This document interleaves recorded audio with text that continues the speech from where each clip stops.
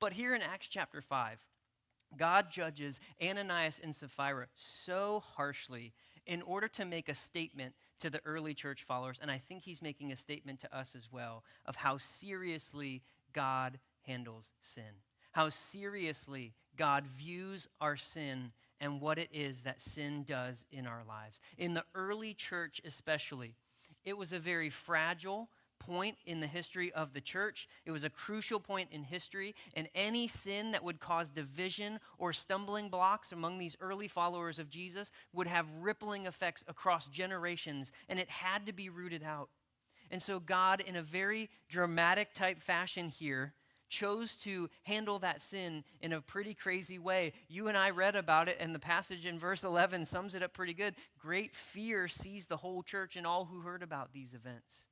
Fear seized the whole church.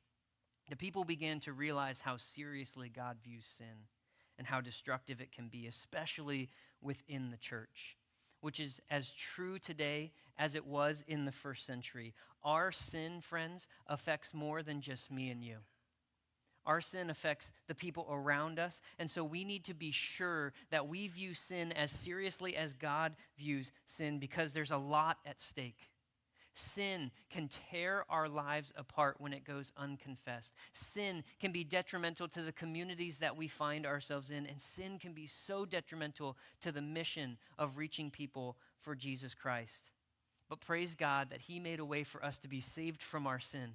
He lived a perfect life. He died on the cross so that we do not have to experience the consequence of sin when we die, to be separated from him in hell, but instead he made a way for us to have a right relationship with God in heaven. And when Jesus died on the cross, he broke the power of sin in our lives, and we then have a choice. Sin does not need to hold us captive. It does not need to control us. We have the power through Jesus Christ to overcome sin in our lives.